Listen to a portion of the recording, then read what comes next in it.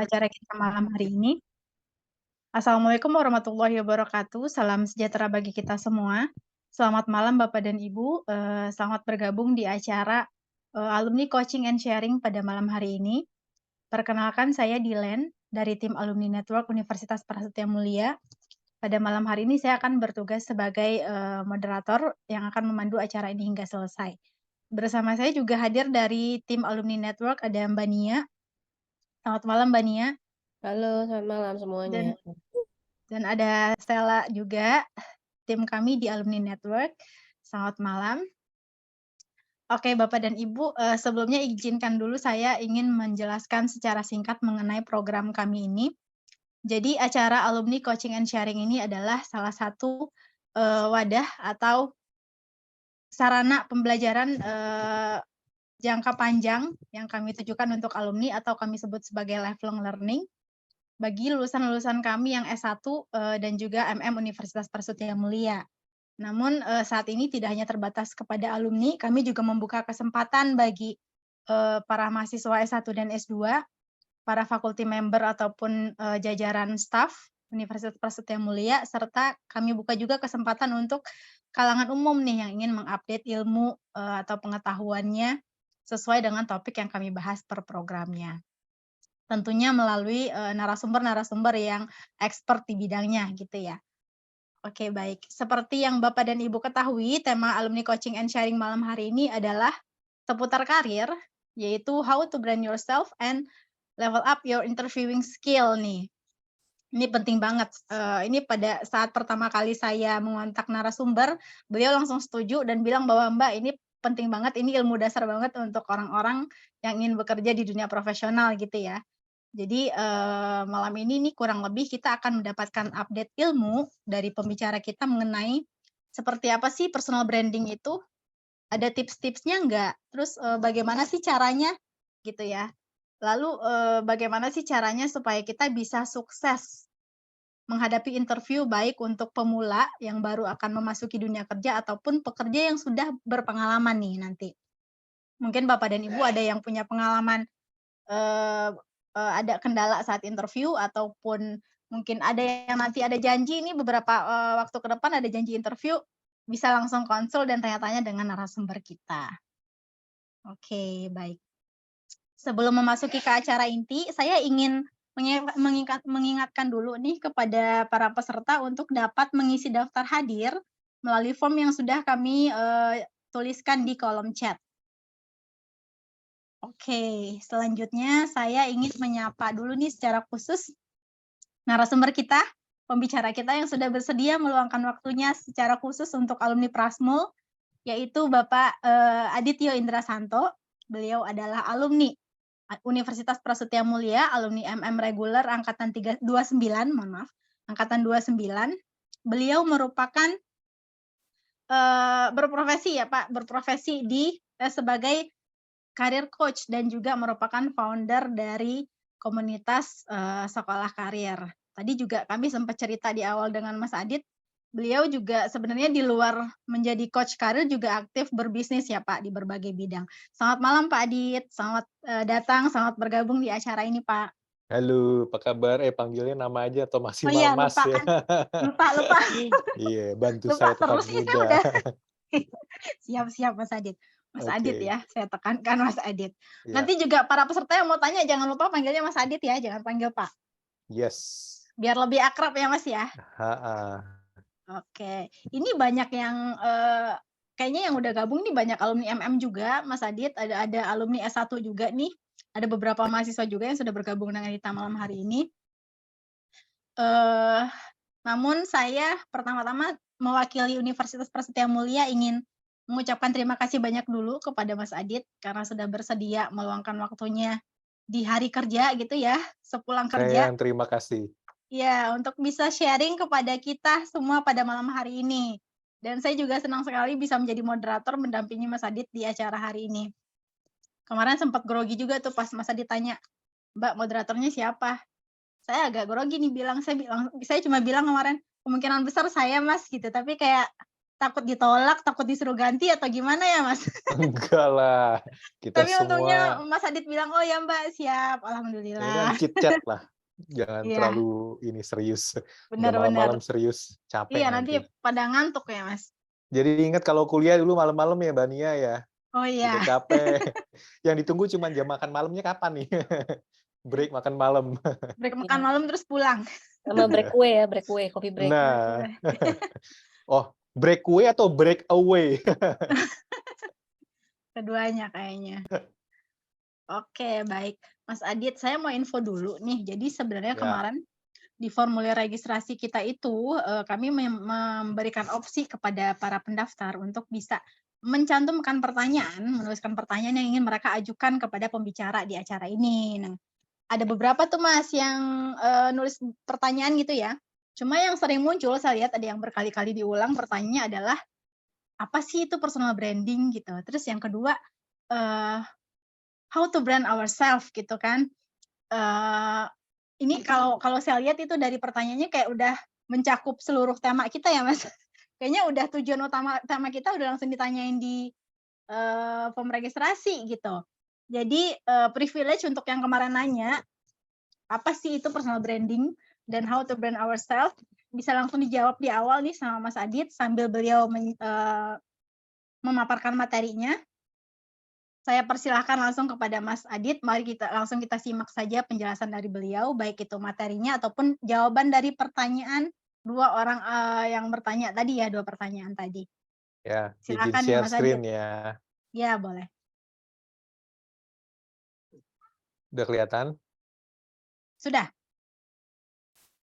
Ini bagian dari materi, bukan perkenalan diri doang gitu ya. Saya nggak akan banyak cerita panjang lebar, tapi saya cuma ingin ngomong bahwa yang pertama, saya kuliah di FEUI, itu masuk di jurusan Ilmu Ekonomi Studi Pembangunan. Kalau teman-teman aware itu, ini jurusan yang biasanya diproyeksikan lulusannya nanti jadi Menteri Ekonomi sebenarnya. Tapi nggak kuat, cuma setahun. Saya masuk di FEUI, ambil jurusan studi pembangunan hanya karena supaya saya masuk FEUI. Jadi waktu itu,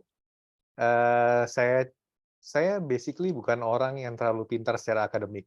Tapi keluarga saya itu kebanyakan kuliah di universitas ternama lah, dan saya datang dari keluarga dokter. Jadi kebayang lah aroma-aroma eksaktanya seperti apa di keluarga saya. Sementara saya cetakan produksi yang agak beda sendiri. Saya SMA-nya IPS, terus kakak saya pinter banget. Jadi saya mau nggak mau ikutin jalur sekolahnya dia. Tapi kakak saya masuk ke sipil, eh, Fakultas Teknik Sipil di UI. Saya udah yakin nggak bakal sanggup di sana. Akhirnya yang penting dapat embel-embel UI-nya aja, saya ambil jurusan yang passing grade-nya rendah atau kompetisinya paling rendah, which is studi pembangunan. Akhirnya saya masuk, terus tahun kedua saya pindah ke akuntansi. Jadi orang-orang berpikir keren banget nih Adit akuntansi FEUI gitu ya. Padahal mereka nggak tahu saya masuknya di studi pembangunan yang passing grade-nya rendah gitu. Itu cerita yang pertama. Yang kedua, Prasmul. Sekarang orang-orang juga merasa, wih lulusan Prasmul bergengsi banget ya. Tapi waktu saya di Prasmul, lagi-lagi saya anak standar biasa-biasa aja. Angkatan saya itu banyak yang 3, ke atas ya. Saya paling cuman, kalau nggak salah waktu itu cuma 3,1 deh. Tapi rata-rata pas angkatan saya mungkin 3,3 ke atas kayaknya IPK-nya. Tapi di Prasmul, karena kebetulan saya datang dari FE, kuliah S2 di Prasmul itu teorinya bagi saya nggak banyak yang baru. Tapi di Prasmul itu justru saya belajar gimana ngemeng. Dulu angkatan saya selalu ngomong, "Ah, ngemeng aja nih di depan presentasi-presentasi ngemeng-ngemeng doang," gitu kan. Di situ diasahlah, apa namanya, keahlian ngemeng saya. Poinnya apa? Saya cuma pengen ngomong bahwa Adityo Indrasanto dulu dibilang sebagai anak yang madesu. Kalau ada yang masih tahu istilah itu, masa depan suram. Tapi saya selalu mencari cara gimana cara cerdik supaya bisa masuk ke tempat-tempat yang, apa namanya terkenal, supaya bisa nge-boost karir saya. FEUI dapat, Prastia Mulia dapat, habis itu, dan saya juga yang tadi saya bilang ya, lulusan biasa-biasa aja, tapi S1, S2 sebelum wisuda saya pasti udah kerja duluan dibanding teman-teman saya yang IPK-nya di atas saya. 2 kali gitu, langsung dapat kerjaan, ya. Malam ini saya ingin ngomong bahwa tadi Mbak Dilan ngomong expert gitu ya. Saya sih sampai sekarang masih belajar terus Mbak Dilan. Saya cuman, apa ya, selalu berusaha mengasah keahlian jalanan saya supaya terus cerdik gitulah dalam menghadapi hidup, dalam menghadapi dunia. Saya anak yang biasa-biasa aja, akhirnya dengan ya bagian dari personal branding juga, saya berhasil bekerja di logo-logo yang teman-teman bisa lihat di slide-slide ini. Saya kebetulan yang dibilang kutu loncat, ya memang saya kutu loncat, tapi saya selalu menjaga nggak di bawah setahun saya pindah-pindah. Ya, karena saya juga anak yang lumayan tanda kutip bermasalah, mungkin bagian dari begitu banyak orang-orang setelah saya banyak menggeluti dunia pendampingan karir ini, banyak sekali orang sebenarnya lulus dari kampus nggak ngerti harus kemana. Nggak ngerti juga, yang banyak nih ya, ini kaum-kaum mainstream adalah ternyata jurusan saya nggak terlalu senang gitu. Karirnya juga ngambil karir yang berbeda gitu. Saya accounting, lalu S2 marketing, saya dapat, kerjaan S2 pertama itu di L'Oréal sebagai manajemen trainee di marketing. Tapi setelah menjalani manajemen trainee selama setahun, saya malah ditugaskan ke sales. Sebuah profesi yang nggak pernah ada yang ngajarin, sampai sekarang kayaknya saya nggak lihat ada kampus formal yang punya jurusan sales. Dan persepsinya juga jadi sales itu apa sih, kayak kerjaan second atau third liner gitu ya, nggak membanggakan lah gitu. Malah dibilangnya banyak orang sales itu tukang tipu gitu kan. Waktu saya di-assign ke sales, saya langsung down, apa-apaan nih masuk sebagai, MT marketing tapi kok tugasin sebagai sales. Tapi meskipun demikian ternyata waktu saya tour of duty-nya di manajemen training, jadi kan pindah-pindah manajemen training ya. Saya 8 bulan di marketing, habis itu 3 bulan di sales. Tapi saya pribadi selama masa MT itu ternyata 3 bulan yang paling menyenangkan adalah saat di sales. Tapi aneh juga ya, saat saya di-assign di sales, saya mikir tersinggung gitu. Tapi setelah itu saya jadi tahu dan saya ketemu dengan sebenarnya mungkin bisa dibilang passion, bisa jadi profesi sales itu menyenangkan buat hidup saya. Tipikal-tipikal yang, datang ke kantor pagi, briefing sebentar, langsung keluar. Orang sales itu malah aneh kalau ada di kantor terus, gitu ya. Ketemu orang, negosiasi, dan kalau deal negosiasi itu sesuatu yang sangat menyenangkan. Balik, apa relevansinya saya memulai jawaban ini, apakah itu personal branding? Yang pertama, saya bukan expert di mana-mana, gelar saya nggak pernah saya pasang di mana-mana, saya nggak punya sertifikasi, saya bukan HRD, saya bukan psikolog. Meskipun saya pernah jadi direktur HRD gitu ya. Ini cuma pengetahuan jalanan aja. Personal branding yang pertama adalah bagaimana kita memposisikan diri kita di mata umum. Kalau teman-teman di sini ada yang ngambil marketing, sebenarnya 11-12 sama brand produk. Gimana produk itu ingin dipersepsikan di depan mata konsumen. Saat ini kalau dalam konteksnya personal branding kita sebagai pekerja atau kita sebagai pengusaha, saya di sini ngomong tidak hanya dalam konteks karyawan ya, tapi juga entrepreneur, ini semuanya berguna. Bahkan dalam urusan percintaan buat teman-teman juga personal branding itu bagus. Yang saya ingin bilang adalah, yang pertama, di dunia luar itu, saya akan banyak cerita soal realitas dunia luar ya. Tidak hanya otak, maksudnya juga tidak hanya akademik aja yang akan membantu kita sukses. Tapi yang paling penting lagi, yang harus jalan sejalan adalah gimana kita harus cerdik dan kita menggunakan kemampuan manusia kita yang lain untuk survive dan sukses. Gitu. Personal branding sendiri buat saya apa sih? Apa yang bisa bikin saya akademiknya biasa-biasa aja, tapi bisa kerja di semua logo-logo ini. Zaman dulu ini bagus ya teman-teman ya, multinational company. Zaman sekarang mungkin teman-teman ngeliatnya di startup yang udah unicorn, dekakorn yang udah dapat suntikan dana gitu. Ya. Nah ini saya pengen cerita dulu ya. soal personal branding. Udah berubah ya slide-nya ya? Saya nggak bisa kasih kutipan ini diambil dari buku mana, karena ini rumus saya sendiri. Dari pengamatan saya, dari pengalaman saya ngebangun karir. Jadi teman-teman, Indonesia itu orang-orang yang otaknya dahsyat-dahsyat. Buktinya apa? Kalau teman-teman pernah dengar ada orang yang dulu ikut AFS, pertukaran belajar, di SMA gitu ya. Mereka balik Indonesia pasti akan selalu ngomong, luar negeri itu pelajarannya gampang banget. Kita udah terbiasa dengan akademik yang jauh lebih berat.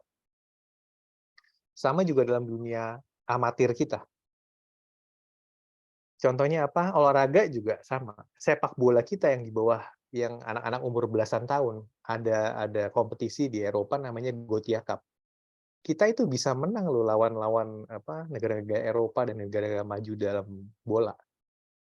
Tapi the question adalah saat kita masuk dalam dunia profesional, nggak di olahraga, nggak juga di karir, kita langsung goyah. Pengalaman saya pribadi adalah saat masuk, saya cerita, di Selam Bersih, perusahaan oil and gas Perancis gitu ya, kontraktornya oil and gas. Ekspatriat itu selalu ngomong bahwa orang Indonesia itu pasif. Orang Indonesia itu pemalu. Padahal otaknya pinter-pinter ya.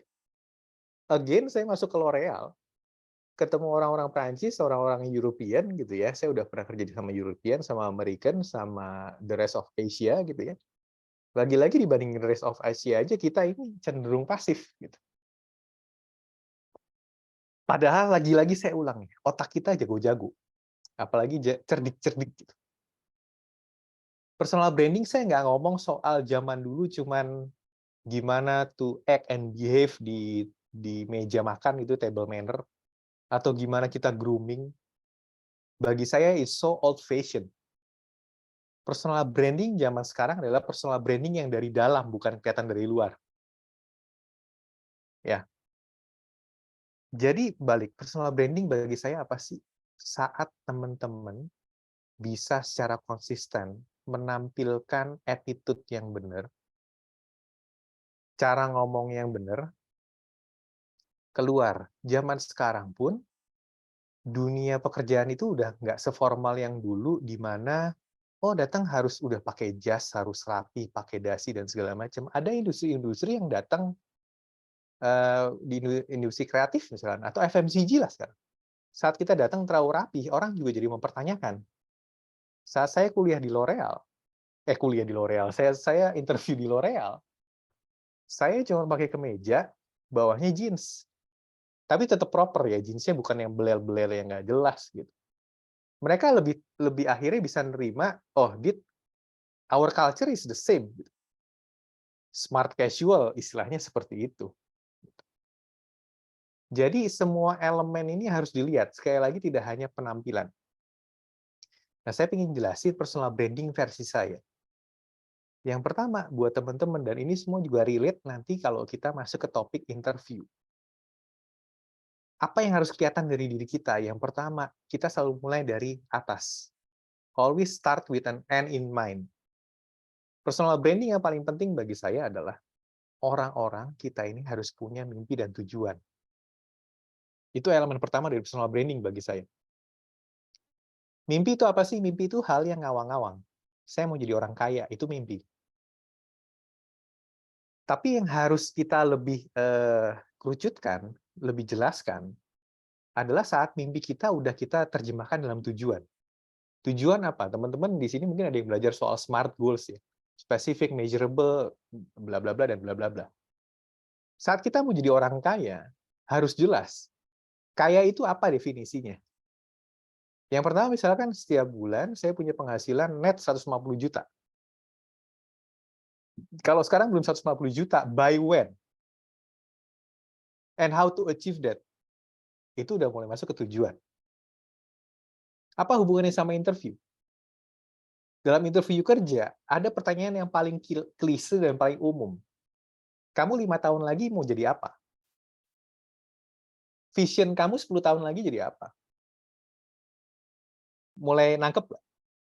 Orang-orang akan bertanya itu untuk meng-assess kamu, ini anak brand-nya dalam konteks sudut pandang, ini orang punya ambisi nggak sih, punya masa depan nggak sih?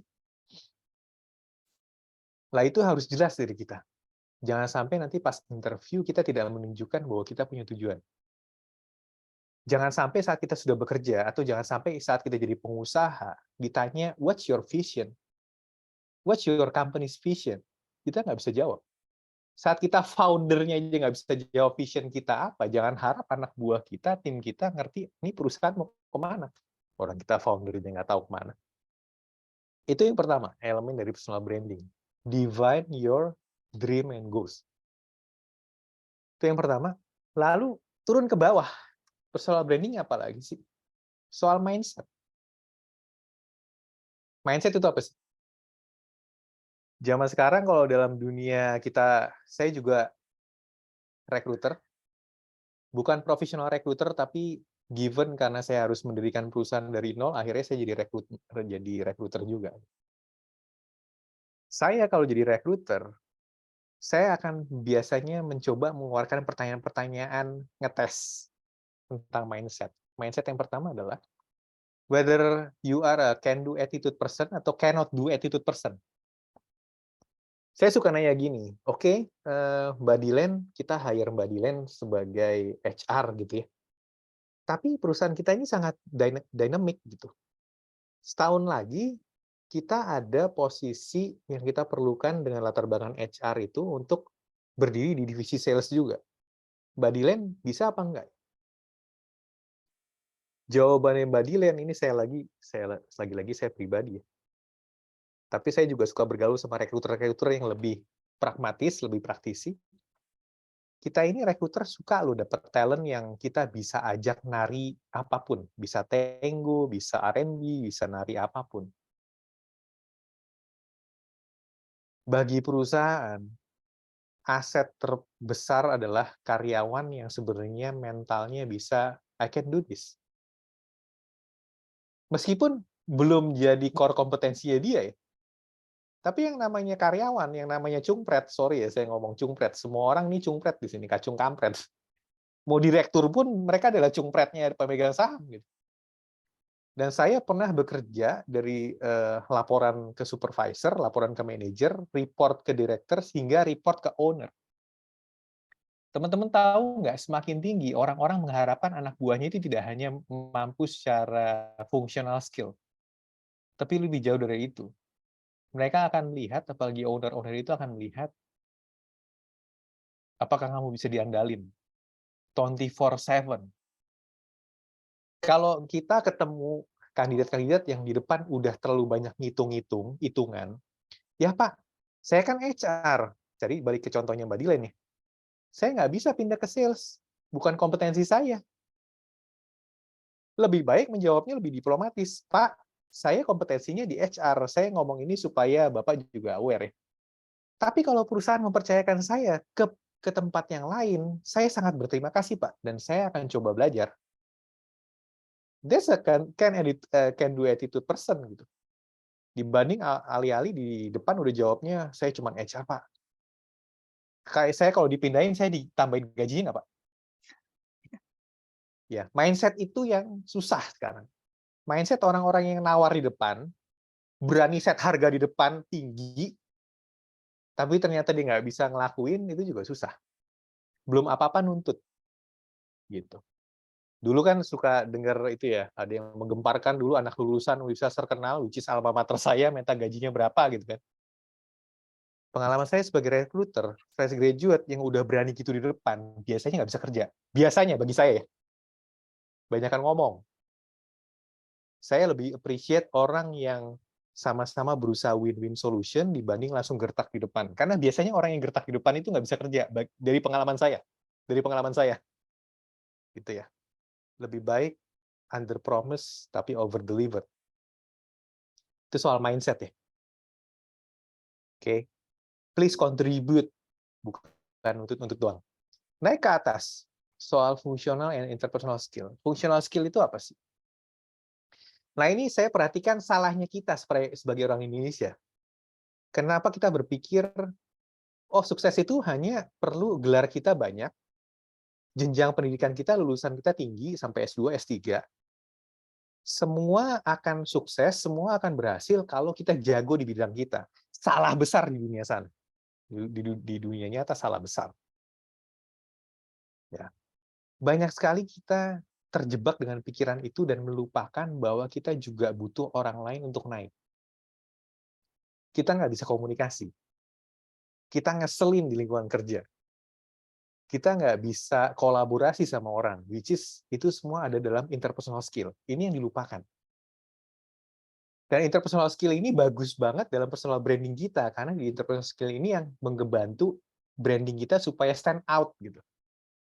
Cara ngomong, cara bertukar pikiran, cara debat. Saya pernah bekerja di sebuah perusahaan di mana konflik itu sangat dirawat. Konflik itu bagus buat perusahaan. Tapi saat perusahaan udah mulai bikin orangnya saling bantai, saling ngikut, saling bacok, itu udah salah bagi saya. Itu malah bukannya produktif, tapi jadi kontraproduktif. Konflik bagaimana yang penting dalam sebuah perusahaan? Konflik di mana masih sehat, semua orang berlomba-lomba untuk menampilkan yang terbaik, tapi kita menghindari drama-drama saling tikam yang nggak penting. Oke? Nah, di level yang kedua ini, please jangan cuman mengandalkan gelar saya keren. Gelar saya ada berapa? Zaman sekarang pun orang mulai tidak believe in embel-embel itu saat kita ngelihat, lo kok embel-embelnya bagus, S2, S3, saat kerja nggak bisa ngapa-ngapain. Nah, itu langsung ilfeel banget gitu. Ilfeel itu hilang feeling ya, kalau nggak tahu istilah itu ya. Oke. Lalu naik ke atas soal action. Saat kita di kampus, kita dilatih berpikir. Kebanyakan. Paling nggak, this is my point of view ya. Jangan marah kalau ada yang berpikir, enggak kok di kampus banyak prakteknya. Saya pun merasakan di Prasetya Mulia, paling nggak saya bandingin S1 sama S2 saya. Memang di Prasmul itu lebih banyak prakteknya, which is dari sisi saya adalah yang tadi saya cerita, banyakan ngemeng. Tugas presentasi, kasus, dan segala macam, itu sangat berarti buat saya. Tapi please, di dunia pendidikan, dalam dunia akademisi, bagi saya berpikirnya lebih banyak proporsinya. Tapi saat di luar dunia praktisi, ya namanya dunia praktisi ya, prakteknya akan lebih banyak. Di perusahaan, nggak bisa kita jago ngomong di meeting, tapi saat action-nya itu gagal total semuanya. Kalau Mas Menteri, Mas Nadiem waktu itu ngomong, ya, ide itu murah banget, bro. Eksekusinya yang mahal. Dan saya mengalami itu dalam dunia startup. Konsep itu sehebat apapun, saat kita nggak bisa implementasi, gagal total semuanya. Jadi jangan sampai dikenal sebagai orang yang ngomongnya pinter, semua fancy-fancy gitu ya, keren-keren. Tapi saat action-nya nggak bisa, nol besar gitu. Ya. Semua ini, personal branding ini harus dikawal dari atas sampai bawah, terus ke atas lagi untuk mencapai mimpi dan tujuan. Harus dikawal dengan apa? Dengan ambisi. Ambisi nggak jelek kok. Ambisi yang jelek yang tadi saya ngomong, ambisi kalau udah ngebunuh orang, bikin cacat orang, itu ambisi yang jelek. Tapi saat ambisi kita selalu mendorong kita untuk mencapai mimpi dan tujuan kita, itu bagus banget. Orang nggak punya ambisi, akhirnya nggak kemana-mana. Terus konsisten. Kerjain terus aja. Grit bagi saya 11-12 sama ambisi lah ya. Resilience temennya konsisten. Saat jatuh bangkit lagi. Teman-teman, saya mau ngomong satu hal yang penting dari sudut pandang saya sekali lagi. Penulis buku itu banyak punya teori, tapi saat saya, ini kalau saya tantang mereka bikin startup, mungkin semua teorinya nggak works. Gitu. Mau tahu nggak kenapa? Saya cerita dalam dunia startup ya. Ada startup yang baru mulai berbulan-bulan, hitungan bulan. Mereka langsung dapat funding. Ada startup yang sudah tahunan, padahal menurut saya konsepnya bagus dan sudah ada proof of concept, sudah ada bukti. Tapi fundingnya nggak dapat. Ini yang saya pengen masukin dalam dunia akademisi, dalam dunia akademik, bahwa saat kita mungkin sudah meng-copy paste semua cara-caranya buku yang ada, tapi nggak sukses. Karena di luar sana itu ada peran spiritual. Nih saya pengen ngomong ya, saya bukan pemuka agama. Tapi ada saatnya yang di atas ngomong, oke, this is your time untuk succeed gitu. Tapi bisa juga, oke, konsep lo keren, tapi tahan dulu, belum saatnya. Saya selalu percaya ada peran kuasa yang lebih besar dalam dunia bisnis dan dalam dunia karyawan, dunia profesional. Jadi jangan stres, jangan bilang, saya udah ngikutin bukunya Kotler nih, marketing, semua saya udah ikutin teorinya, tapi kok nggak berhasil ya? Saya udah ikutin konsepnya web design, tapi kok web design saya udah bagus banget, tapi kok nggak bringing traffic dan conversion ya? Saya punya teman, dia punya klinik wasir, di mana dia semua mayoritas sales-nya, leads-nya datang dari website. Dan website-nya itu basisnya blogspot yang nggak bagus banget menurut saya. Tapi di situ dia dapetin lead sales dan jadi konversi sales, jadi pasien. Dia pernah ngubah website-nya jadi kekinian, semuanya sesuai dengan teori, tapi orang akhirnya lari. Nggak jadi pasien. Aneh kan? Saya ingin bilang dalam poin spiritual dan greater power ini, saya juga nggak nyalahin pengarang buku, saya juga nggak ngomong bahwa buku-buku itu salah, tidak. Tapi satu brutal fact di luar sana, sukses kamu tidak hanya bergantung dari teori apa yang kamu implementasikan, dan kamu nggak bisa ngarepin semua teori itu works dalam dunia nyata.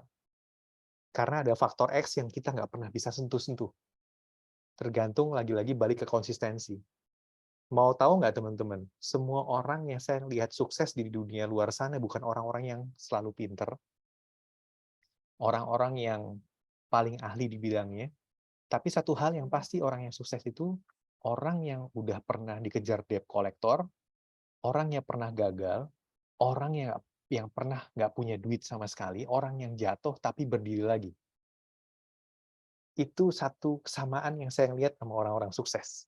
Bukan soal title-nya, soal dari mana lulusannya, tapi orang-orang yang dablek, begitu gagal naik lagi.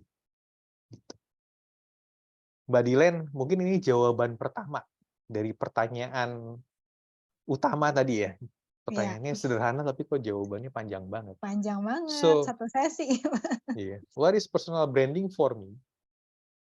Lagi-lagi bukan soal tampilan di luar, tapi personal branding zaman sekarang adalah gimana kita bisa menampilkan apa yang di dalam. Dari mimpi, tujuan, mindset, interpersonal skill, action, itu yang paling penting. Hati-hati cuma penampilan, karena kalau cuma penampilan, sama kayak waktu pemilu presiden atau pemilu gubernur dulu-dulu, saya nggak ingin masuk dunia politik di sini, tapi ada oknum-oknum yang cuma tersenyum di depan kamera, waktu kameranya off, dia langsung jadi orang yang tidak menyenangkan. Makanya itulah yang penting personal branding dari dalam, jadiin sebagai habit. Bukan hanya saat kamera nyala. Kalau nggak jadi habit, pasti akan ketahuan, nih orang nipu. Personal brandingnya nggak konsisten. This is not him or this is not her. Semua itu hanya for the sake of publicity stunt doang. Saya orang yang percaya di kantor juga kita bisa berteman loh. Bisnis juga bisa berteman loh. Dan kalau kita personal branding-nya cuma tipu-tipu aja, cuma permukaan, relasi kita nggak akan lama. Itu Mbak Dilen. Oke, baik. Semoga cukup menjawab ya pertanyaannya. Mas Adit, ini saya boleh potong sedikit nggak, Mas? Saya tertarik Silakan. dengan pembahasan yang pertama tadi gitu Mau ya, bahwa dipotong banyak juga nggak apa-apa. dipotong banyak. Saya minta ngambil waktunya Mas Adit sebentar nih. Jadi personal branding itu kita harus jadi autentik gitu ya, diri kita yang sebenarnya. Tapi bagaimana kalau misalnya kita apply ke suatu perusahaan yang sebenarnya, misalnya saya orang administratif nih, tapi lowongan yang tersedia untuk saya saat ini adalah marketing misalnya. apakah kita harus tetap menjadi kita sendiri yang nggak tahu apa-apa soal marketing dan bukan orang yang ekstrovert yang bisa, pintar jualan gitu ya dalam tanda kutip, atau apakah kita harus, apa ya, mempoles diri kita yang mungkin menjadi apa yang diharapkan orang ke kita, bukan diri kita yang sebenarnya gitu, Mas. Itu gimana? Oke, ini menarik banget pertanyaannya, ya. Yang pertama, menjadi diri sendiri itu penting sekali, Mbak Dilan. Tapi apa iya kita selalu berlindung di balik kata-kata menjadi diri sendiri? Padahal kita tahu diri kita sendiri itu ada yang bagus, ada kekuatan dan kelemahan. Nah, terkait kelemahan ini jangan jadi diri sendiri. Udah tahu itu kelemahan, ya kita harus fix that gitu loh. Kita tampil jadi diri sendiri nggak apa-apa. Tapi jangan jadikan alasan kita tidak berubah sepanjang hidup kita. Psikotes aja ya, itu kan psikotes adalah potret saat itu. Kita setahun lagi psikotes lagi bisa berubah loh. Tergantung apa? Tergantung niat, tergantung sama lingkungan, pergaulan, sama pekerjaan kita. Balik ke pertanyaan. Yang pertama, jadilah diri kita sendiri dalam konteks be honest, jujur. Tapi tidak dalam konteks menyerah, ya udah ini diri saya cuma HRD, saya nggak bisa di marketing. Ya kapan mau maju? Bener nggak? Orang yang maju adalah mereka yang berkembang dari kelemahan jadi kelebihan. Yang kedua, ini pesan buat teman-teman yang fresh graduate. Kita mungkin tidak akan mendapat pekerjaan yang sesuai kita mau. Saya juga selalu ngomong di komunitas sekolah karir, jangan pernah bunuh passion kamu. Jangan pernah dikubur. Tapi jangan pernah mengingkari realitas. Artinya apa? Saya sering sekali handle anak-anak sebuah kampus di mana mereka jurusannya spesifik dan unik. Dan mereka suka dapat pesan, either itu dari orang tuanya, dari tetangganya, dari dosennya, mereka ngomong, kamu udah 4 tahun kuliah jurusan A. Masa keluar-keluar kerja di bank? Saya lalu ngomong, maaf ya dengan segala macam hormat. Orang-orang itu apakah akan ada buat kamu saat kamu mengejar sesuai jurusan kamu dan nggak dapat kerjaan? Emang mau nafkahin? Balik, passion jangan dikubur, realitas jangan diingkari. Pesan saya bagi fresh graduate ataupun orang-orang yang terkena PHK dan lagi cari kerjaan, jangan milih-milih kerjaan karena nyari kerjaan itu probabilitas, bukan jadi sniper. Ada orang-orang yang beruntung langsung jadi sniper, dapat kerjaan, itu bonus dalam hidup. Terima kasih sama yang di atas. Tapi kebanyakan pengalaman saya, cari kerja itu probabilitas. Artinya apa juga? Sebar aja sebanyak-banyaknya supaya probabilitas dipanggil naik. Nggak sesuai jurusan, nggak apa-apa. Paling nggak latihan interview. Akhirnya di offering ya, meskipun nggak sesuai jurusan. Menurut saya, kamu ada opsi lain nggak? Kalau ada opsi lain, ya silakan cari opsi yang lain. Ambil opsi yang lain. Tapi kalau kita belum dapat opportunities-nya, tapi ada orang nawarin yang lain tidak sesuai sama jurusan kita atau yang kita mau, menurut saya ambil dulu aja. Di luar sana be pragmatic aja lah. Karena apa? Ini pengalaman saya lagi ya. Fresh graduate yang milih-milih kerjaan, sebulan, 2 bulan, 3 bulan, 6 bulan nggak dapat kerjaan, tambah susah menjelaskan ke rekruter kenapa lo lulus dari tahun lalu, sekarang nggak dapat kerjaan. Semakin argonya jalan, semakin susah menjelaskan kenapa saya nggak dapat kerjaan. Beda sama kalau kita udah sikat dulu aja, karena status sebagai pekerja itu lebih convincing bagi rekruter untuk di-hire. Lagi-lagi pragmatis. Kerja dulu aja, habis itu loncat. Tapi lagi-lagi, ingat ya, jangan di bawah setahun selalu loncat, karena rusak tuh CV. Harus diperhitungkan dengan baik. Tapi bagi fresh graduate, kalau yang opsinya nggak banyak, ambil dulu offering yang kamu dapat, habis itu baru mikir lagi untuk pindah. Tapi begitu dapat kerjaan, jangan mikir pindah terus. Karena setiap pelabuhan yang kita singgahi itu pasti ada pembelajarannya.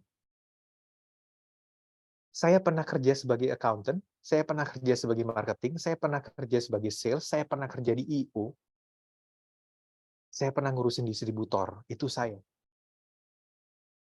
Akhirnya sampai ada orang yang percaya, sini gue danain perusahaan lu jadi C-level. Jadi C-level atau direksi itu kebanyakan adalah orang-orang yang sudah punya tour of duty yang banyak sekali. Jadi point of view-nya luas gitu. Itu sih, Mbak Dilen. Oke, baik. Menjawab nggak ya? Jawab. Terima kasih. Ini sebagian curhat juga ya tadi ya Mas Adit. Ya, Oke, panjang nih. panjang.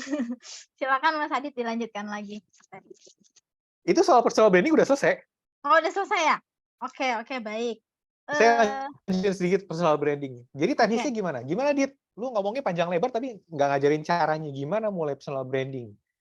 Caranya gampang. Mulai dari bertanya sama diri sendiri, semua hal itu mimpi dan tujuan, mindset kamu semua dibentuk ya, interpersonal skill sama action.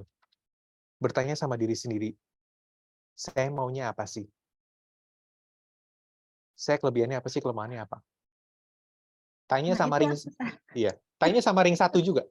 Tanya sama keluarga inti. Tanya sama sahabat-sahabat terdekat. Tapi sekali lagi, saya sangat percaya semua orang udah tahu sebenarnya kita pengen ngapain. Cuman suka dipres karena realitas komunitas ini biasanya ngikutin tren. Ya kan? Kita punya mimpi berbeda langsung bertanya-tanya, bener nggak ini gue? Akhirnya dipres tuh keinginannya. Nggak apa-apa dapat masukan, tapi pada akhirnya you have to decide. When you have decided, lakukan itu. Kamu harus decide mindset kamu pingin yang mana. Tolong pilih mindset yang positif. Latih mindset itu terus dalam keseharian. Jangan kebanyakan nawar pekerjaan.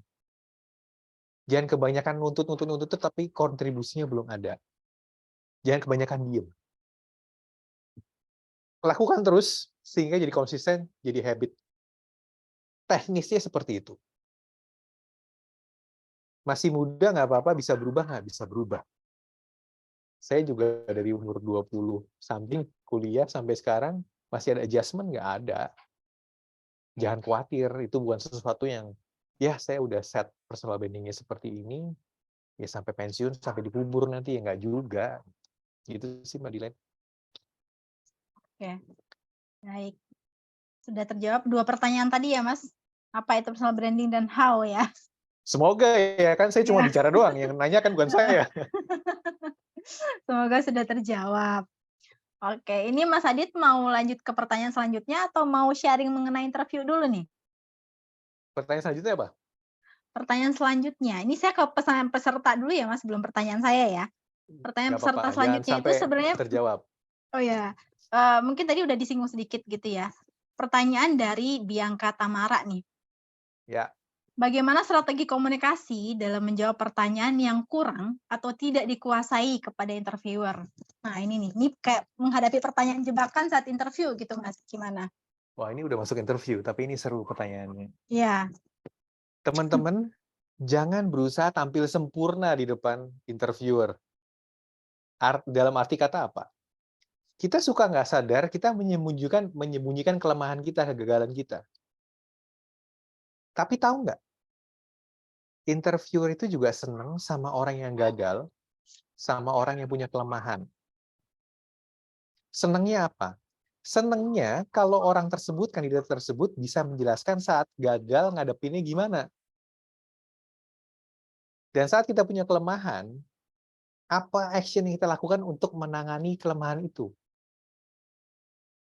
Jadi jangan pernah tampil sebagai orang, kelebihan saya adalah tidak punya kelemahan. Itu picture perfect banget yang selalu salah kaprah bagi kandidat datang, saya harus sempurna. Tapi justru yang sangat menjual adalah saat kamu lemah, tapi ngadepinnya gimana, saat kamu gagal, kamu berdirinya gimana. Contoh ya, ini pertanyaan paling umum kan. Coba Mbak Dilen, sebutkan kelemahan dan kelebihan kamu. Strategi saya dalam menjawab, dan ini suka kita sosialisasikan di komunitas sekolah karir, yang pertama, ngomong kelemahan dulu. kelebihannya di akhir. Kenapa? Secara psikologis, kebanyakan orang mengingat yang di belakang. Makanya kelemahan dijawab yang belakangan. Kelemahan dijawab di depan. Saya contohin cara saya jawab kelemahan ya. Kelemahan saya, ini real. Saya ini orangnya nggak detail banget. Sama selebor berantakan. Administrasi saya jelek. Saya bisa menjawab gini untuk detailness saya. Pak, saya itu orangnya tidak detail. Tapi saya sangat aware itu semenjak saya sekolah masuk kuliah. Makanya di tingkat kedua, saya juga memutuskan pindah ke accounting untuk mendorong diri saya untuk menjadi lebih detail. Nah, ini pentingnya teman-teman bikin CV yang komplit dari awal sampai akhir, yang reflektif dengan perjalanan karir dan perjalanan sekolah kita. Supaya dalam menjawab interview, kita bisa merangkai banyak sekali dots. Bukan berbohong ya, tapi menjawab dengan kreatif dan cantik dan menjual. Tadi saya ceritakan, saya masuk akuntansi. Saya gunakan itu untuk menjual diri saya bahwa saya nggak detail. Tapi saya paksain diri saya masuk accounting. Saya belajar angka, saya belajar line by line. Habis itu, Budilen, sewaktu saya kerja, untuk mengasah detailness saya juga, setiap hari saya biasakan bikin to-do list. Karena saya suka banget sebelum itu saya lakukan, lupa kerjaan saya harus ngapain. Waktu berangkat kantor, saya udah kebayang-bayang, kerjaan ini. Tapi anehnya, begitu nyampe kantor, itu langsung lupa semua. Makanya saya biasakan bikin to-do list. Dan saya prioritaskan itu yang pertama, kedua, ketiga, dan selanjutnya. Dan saya centang-centang satu persatu yang udah done. Itu juga Budilen yang ngebantu saya, akhirnya saya bisa nge-lead people. Karena manajemen itu is all about to-do list sama prioritize. Simple banget kan? Bos-bos itu sebenarnya bisa managing dengan efektif dan efisien karena mereka tahu apa yang mereka harus lakukan, prioritasnya apa. Dari prioritas itu, dari to-do list itu, saya begitu udah punya anak buah, saya bisa langsung lempar-lempar. Poin 1, poin 2, saya lempar ke A. 3, 4, saya lempar ke B. Sisanya kecil. Saya awasin. Dan saya nggak lupa. Kebayang nggak? Saya sangat semangat menceritakan kelemahan saya nggak detail, karena saya punya mindset berbeda. Saat saya nggak detail, saya bisa ngejual itu gimana ngadepin ini. Nangkep? Berarti kita nggak bohong, tapi yang kita justru memanfaatkan kelemahan dan yang ditonjolkan adalah bagaimana kita menghadapi kelemahan itu gitu ya Mas ya? Yes. Strategi kita menghadapi kelemahan itu. Jadi orang akan menilai, si HRD-nya akan menilai, oh ini ternyata dia masih memang struggle, tapi dia berusaha untuk memperbaiki kelemahan itu gitu ya? Bener banget. Dan saya suka bercerita kegagalan. Saat saya jadi pembicara, banyak orang yang challenge saya, lu gampang ngomong gitu, Dit. Contoh ya, pernah ada yang nanya, Dit, tahu nggak tipsnya orang nganggur gimana ya? Orang kena PHK. Itu saya ceritain. Yang pertama, jangan pernah bengong. Saat kamu di PHK, di rumah, tolong setiap hari usahakan keluar rumah. Mau itu cuma bergaul, ketemu orang, ngobrol, yang penting jangan di rumah. Kenapa? Kalau di rumah kamu nganggur, pikiran jahat itu masuknya banyak banget. Lalu ada yang bilang, teori doang, Dit. Sorry, nggak teori. Saya udah pernah 3 kali nganggur. Saya udah pernah disuruh resign sama bos saya. Saya pernah nganggur dengan 4 orang anak. Itu saya seneng banget cerita itu. Sorry ya, di sini bukan, saya ini praktisi dan pragmatis. Saya punya tanggung jawab moral untuk ngomong sekedar teori yang saya nggak pernah lakukan. Itu saya paling hindari. So please, sell your failure. Jual kegagalan itu, tapi gimana kamu get back up dan gimana solusinya, itu penting banget. Gitu sih, Madilen. Oke, baik. Semoga cukup menjawab kepada Mbak Bianca ya. Mungkin bisa dijelaskan lagi nih Mas Adit mengenai, kita tadi udah masuk sedikit mengenai interview ya Mas Adit ya. Mungkin bisa Mas Adit sharing lagi lebih dalam mengenai tips-tips atau gimana sih caranya supaya kita bisa sukses menghadapi interview gitu. Oke. Sedikit aja saya jelasin Di dunia nyata, dalam interview, dalam dunia kantor, dalam dunia usaha, like and dislike itu ada ya, pasti ya. Jadi jangan curhat-curhat lagi di sosial media, saya nggak suka sama perusahaan ini, like and dislike. Emang Mbak Dilan, Mbak Nia nggak pernah like and dislike sama orang lain? Emang Mbak Selalu Dilan ada. sama Mbak Nia emang bisa jadi orang yang 100% objektif? Nggak pernah. Karena manusia tidak mungkin 100% objektif. Saya udah pernah kerja sama bule pun, bule tidak ada yang objektif 100%. Kasih tahu orangnya sama saya, rekruter yang 100% objektif, ada nggak? Nggak ada, saya jamin. Sekarang kita udah tahu kenyataan itu. Sekarang fokusnya adalah gimana supaya di-like. Rumusnya sederhana, ini ilmu sales. Saya beruntung saya kerja sales. Orang bisa suka sama kita karena kita deliver their needs. Orang bisa jatuh cinta sama kita. Makanya saya bilang ilmu ini semua universal, bisa digunakan di kantor, di usaha, bahkan di percintaan. Saat saya deketin seorang wanita, saya cari tahu dulu tuh wanita yang sukanya apa. Dari paling hal sederhana, suka bunga apa? Calon mertua saya sukanya apa? Martabak telur sama martabak manis? Deliver that needs. Mbak Dilan di kantornya punya bos, sukanya apa? Dan menjilat itu sangat penting ya. Menjilat yang aliran putih ya. Aliran putih apa sih? Accommodate your boss needs. Bukan hanya jilat yang cuman aliran hitam. Ibu cantik banget sih hari ini. Ibu keren banget deh pidatonya, itu mah hitam. Tapi pelajarin. Bosnya Mbak Dilan suka gaya presentasi seperti apa? Bikinlah presentasi seperti itu. Bosnya Mbak Dilan suka report yang panjang lebar apa yang straight to the point? Termasuk rekruter juga. Kita harus pelajarin rekruternya seperti apa. Ya. Deliver their needs dibantu dengan kita harus closeness, harus dekat, kasih service dan kasih solution. Itu aja kuncinya, deketin calon pasangan hidup, deketin pasangan hidup sekarang, deketin bos, deketin rekruter, itu doang rumusnya. Ya. Banyak orang dipromosi di perusahaan karena delivering their boss needs atau delivering their management needs. Begitu banyak orang yang begitu pintar tapi tidak mengerti arah perusahaan kemana. Perusahaan pengen ke B, dia malah ke A. Ya nggak bakal dipromosi.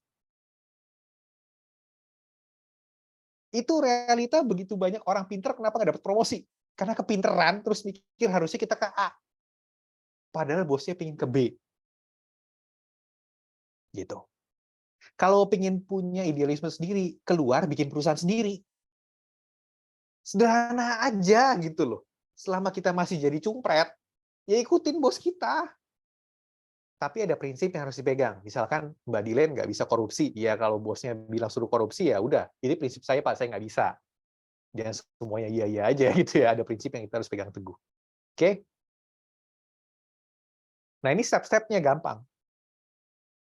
Siap ada yang nelpon, ada yang WhatsApp. Mbak Nia, kita mau undang interview. Oh, biasalah, yaudah ya. Oke, di mana, perusahaan apa, jam berapa, ruang berapa, lantai berapa, itu biasa. Tapi jangan pernah lupa menanyakan, maaf, Pak Adit, yang akan wawancara saya, siapa nama lengkapnya, jabatannya apa? Ya. Karena apa? Ini step awal untuk delivering their needs. Begitu tahu siapa yang akan wawancara, oh yang akan wawancara saya adalah Nia Damayanti Prasetya Mulia, alumni relation. Saya langsung masukin di Google. Keluar tuh LinkedIn, Twitter, Instagram, TikTok, dan segala macam. Saya sebagai kandidat akan mempelajari Mbak Nia dulu. Oh, mukanya kayak gini. Oke. Oh, di Twitter kayaknya ngomongnya kayak gini nih belak-belakan. Tapi di LinkedIn kok serius banget ya. Tapi akhirnya saya tahu, Mbak Nia ini sesungguhnya bukan orang yang pure serius, tapi juga bisa cuawaan, istilahnya kayak gitu kan. Orang kalau ada yang menampilkan tanggal lahir aja, saya langsung cek horoskopnya kok. Nggak bercanda saya. Saya akan cari tahu di IG-nya dia suka liburan kemana. Ini cara yang paling dahsyat untuk mendekati seseorang. Saya adalah orang yang suka pindah-pindah dulu kan, kutu loncat. Hingga suatu saat, saya udah biasa ditanyain, kamu kok pindah-pindah terus? Suatu saat, saya aplikasikan ini. Saya lihat, keluar di LinkedIn, HR, ternyata dia juga suka pindah-pindah. Waktu hari H, ketemu beneran dia nanya hal itu. Pak Adit, kok ini suka pindah-pindah ya? Apa yang dikejar dalam karirnya? Terus saya bilang aja, Bu, saya dulu pindah-pindah masih muda, darah muda. Kalau ada yang nawarin lebih, saya jadi tersanjung. Saya ngelihat peluangnya, saya pindah. Tapi saya tahu itu nggak bener juga selamanya. Saya belajar bahwa terlalu cepat pindah itu nggak baik, Bu. Terus saya bilang statement closing saya gini, saya yakin Ibu juga ngerti lah posisi saya, sambil sedikit tersenyum. Terus dia diem. Karena dia sadar, dia juga orang suka pindah-pindah, ngapain ngejudge orang lain gitu loh.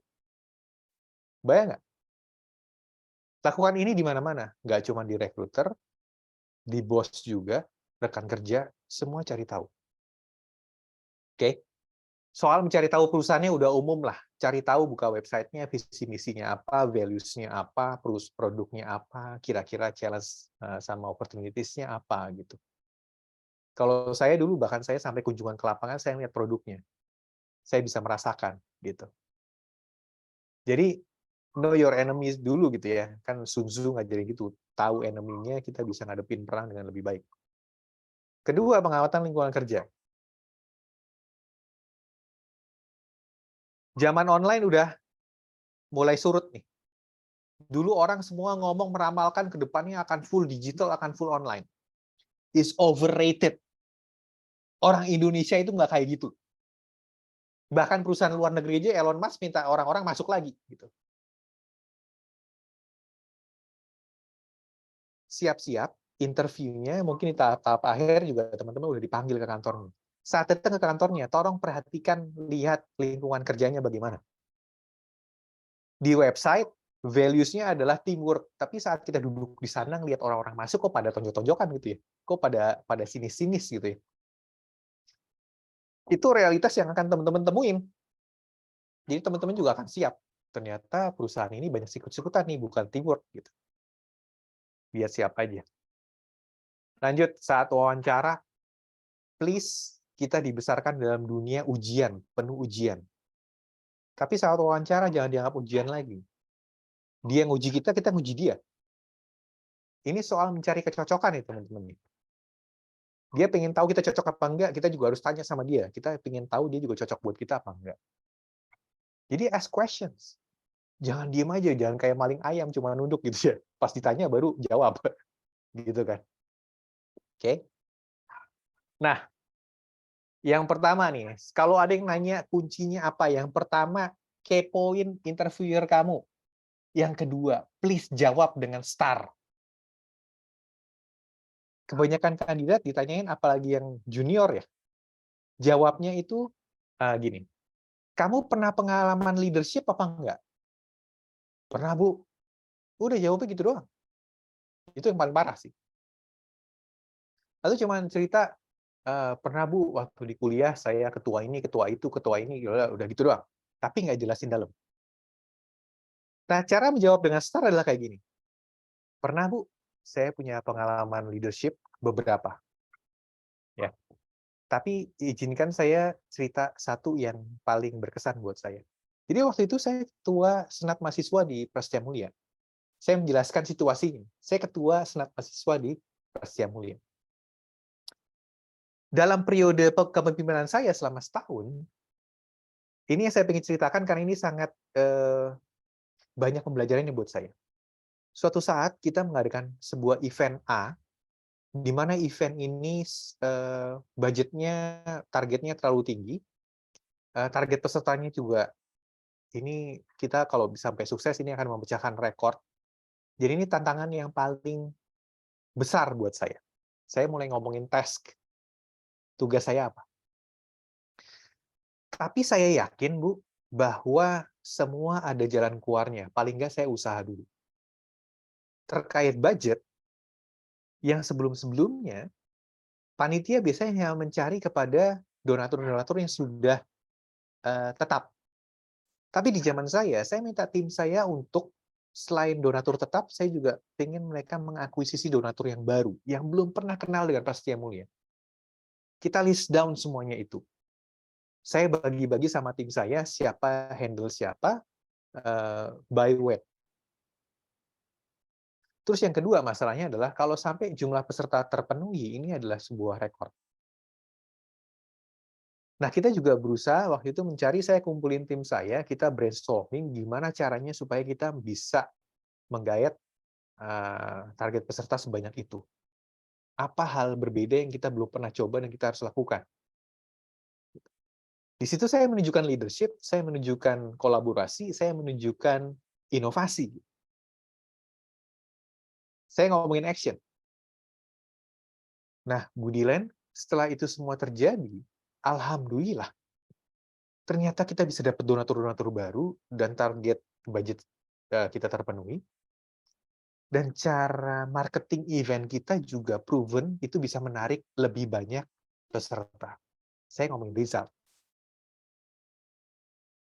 Ini storytelling. Lagi-lagi mayoritas orang suka diceritain. Kebayang nggak STAR? Kalau orang tanya saya apa kunci sukses interview, yang pertama cari tahu siapa yang wawancara, yang kedua jawab dengan STAR. Tapi teman-teman tentunya ya kalau ada pertanyaan teknis harus bisa jawab, jangan sampai nggak bisa jawab juga, jangan cuma cerita ngalor tidur nggak bisa jawab pertanyaan teknis ya, sesuai dengan fungsinya teman-teman. Pertanyaan tentang HRD harus bisa jawab, pertanyaan tentang marketing harus bisa jawab. Kebanyakan dari teknik saya ini adalah soal personalnya, gimana supaya bisa deliver their needs, bisa deket, bisa SKSD gitu ya, so kenal so deket. Gitu. Yang ketiga, yang penting kuncinya, mirroring dan mimicking. Ini tidak hanya buat interview, tapi juga buat deketin bos. Mirroring dan mimicking adalah sebuah teknik di mana digunakan pemimpin dunia juga. Di YouTube banyak tuh yang ngebahas gimana cara duduknya Obama saat ketemu sama Putin. Disama-samain. Jadi mirroring mimicking adalah teknik gimana kita dengan lawan bicara berusaha deketin diri dengan berusaha niruin dia. Mirroring atau mimicking. Mirroring mimicking bisa dari gerak tubuh, cara berpakaian, cara bergerak, tadi gerak tubuh udah, dan pola pikir dan karakteristik. Ya. Nah, soal yang fisik tadi gampang. Teman-teman harus tahu saat datang diundang sebuah interview, harus tahu dress code-nya perusahaan itu seperti apa sih? Full formal atau kasual atau gimana? Bocorannya adalah dari observasi saya, kalau industrinya keuangan, perbankan gitu ya, biasanya formal-formal tuh. Rapi, licin. FMCG biasanya kasual. Kreatif, kayak event organizer, agency gitu ya. Wah, itu udah kreatif banget lah dandanannya. HRD L'Oreal zaman saya pernah cerita, Dit, ada orang pernah datang interview, ya ampun, pakai kemeja, lengan panjang, dimasukin celana bahan. Nggak cocok banget di L'Oreal. Itu bisa terjadi loh. Ya.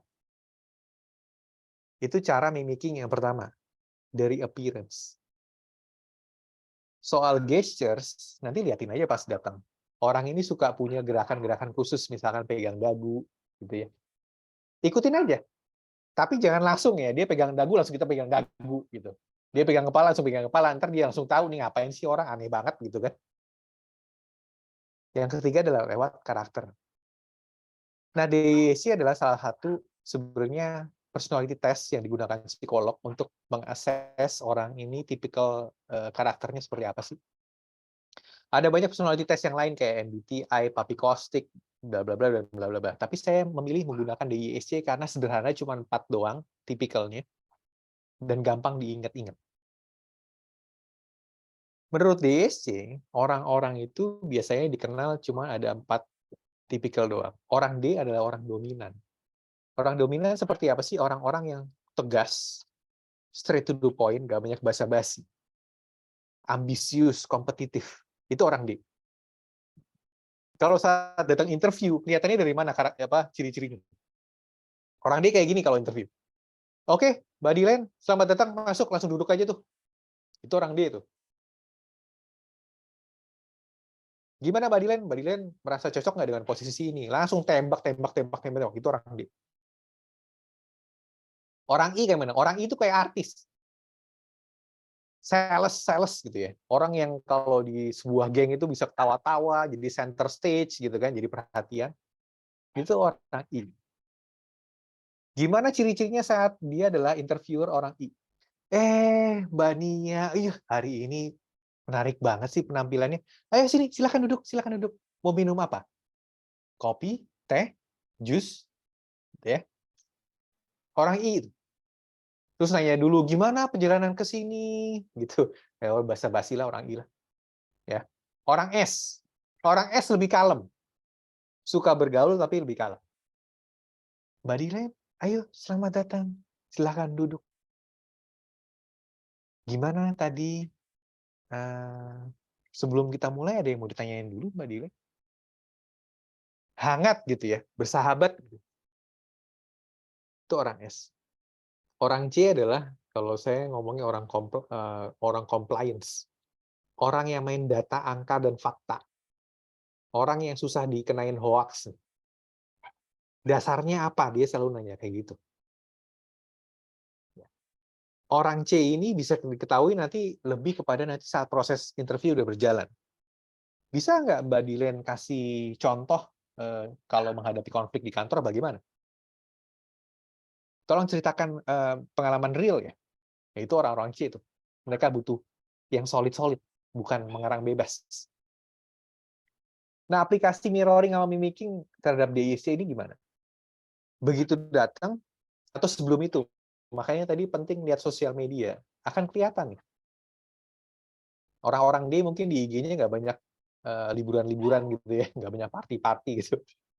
Tapi eventnya yang lebih, orang-orang D itu eventnya yang pasti-pasti aja, nggak adventurer gitu. Saat kita udah tahu sebelumnya, kita datang di venue itu realnya, kita langsung lihat cara dia ngundang kita, cara dia ngobrol segala macam, gerakan tubuhnya. Kita coba petakan dulu, ini orang D, I, S apa C. Hadapi dengan gaya yang sama. Karena misalkan interviewer kita orang D, orang nggak basa-basi, saya orang I, saya datang, halo Bu Nia, gitu ya. Apa kabar Bu? Gimana? Terima kasih banyaknya saya udah diundang ya Bu ya. Bagi Bu Nia ini, apaan sih lo? Cepetan aja deh. Ya udah Pak Adit, coba tell me about yourself. Langsung tuh orang D. Gregetan orang D itu sama orang basa-basi. Gitu. Kebayang nggak? Lagi-lagi it works. Dalam percintaan dan dalam dunia profesional. Trust me, it works lah. So become who you're talking to. Ya. Saya sendiri punya pengalaman real ketemu orang D. Saya orang I. Makanya saya tahu persis tuh, itu pengalaman sangat tidak menyenangkan. Gitu. Dia juga gregetan sama saya karena saya terlalu banyak bercerita bumbu-bumbu. Enggak straight to the point. Sama orang C, jangan ngomong asumsi. Jangan ngomong tanpa dasar, karena mereka butuh bukti. Oke? Ini penting banget. Saya ulang lagi. Yang pertama, kepoin interviewer kamu. Yang kedua, jawab dengan star. Yang ketiga, do mirroring atau mimicking. Oke? Closing sederhana, tanya feedback. Dibanding teman-teman di sini penasaran, tadi gimana ya? Dia suka sama gua nggak ya? Gitu ya. Tanya aja langsung. Bu Dilen, setelah kita ngobrol-ngobrol sejam ini, ada masukan nggak buat saya? Kira-kira menurut Bu Dilen, untuk posisi ini saya cocok apa enggak? Apa yang perlu saya kembangkan? Nah, saat kita nanya apa yang perlu saya kembangkan, itu juga menjual diri kita sebagai orang yang terima masukan dan ingin berkembang. Gitu ya. Sisanya udah, terima kasih. Usahakan sepanjang proses dua arah. Jangan ngomong sendirian dianya. Karena rekruter itu juga capek loh. Terkadang mereka juga bingung, gue mau nanya apa lagi ya? Hari ini udah ketemu 10 orang. Jadi kita yang harus jual diri.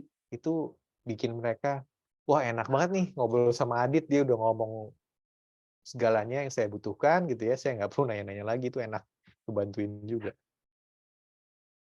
Tanda dia suka sama kamu, ya chemistry waktu ngobrol deh, enak apa enggak. Tanda diterima, nggak ada yang tahu. Bisa jadi chemistry kita enak, tapi ternyata ada kandidat lain yang jauh lebih enak lagi chemistry. Dan lagi-lagi bukan soal chemistry sangat membantu, tapi akhirnya kompetensi kita, pengalaman kita match nggak sama mereka. Tapi lagi-lagi, manusia, user, HR, recruiter itu manusia nggak bisa 100% objektif.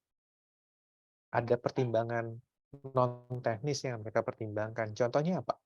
Ada orang yang jago banget, tapi sounds ngajarin, dan egonya tinggi banget, tapi skill-nya bagus ya.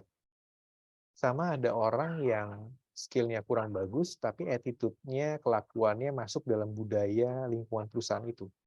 This is the real story. Dan mantan bos saya pernah cerita itu bahwa dia memilih seseorang based on skill-nya lebih rendah, knowledge-nya lebih rendah, tapi dia percaya bisa dikembangkan. Tapi attitude-nya itu yang masuk banget sama chemistry-nya timnya dia, itu yang dia ambil. Itu aja soal interview.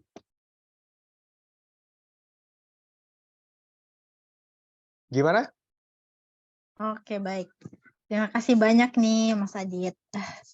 Menarik ya. Saya ada beberapa pertanyaan, tapi cuma saya mau masuk ke pertanyaan titipan dulu nih, Mas Adit, dari peserta-peserta yang sudah menitipkan pertanyaan di form regis nih. Dari orang dalam ya? Iya, dari titipan orang dalam. Titipan. Ini dari Pak Leonard nih. Kebetulan beliau juga hadir malam hari ini.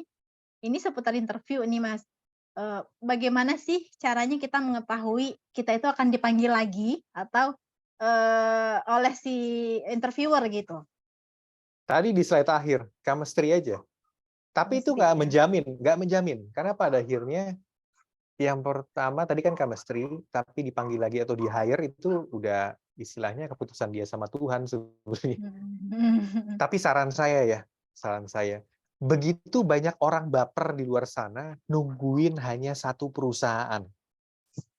That's why di komunitas sekolah karir kita selalu bilang, lamar sebanyak-banyaknya supaya kita nggak baperan, cuman sekali interview, besoknya langsung mikir, dipanggil nggak ya, sampai seminggu dan 2 minggu ke depan, dipanggil nggak ya?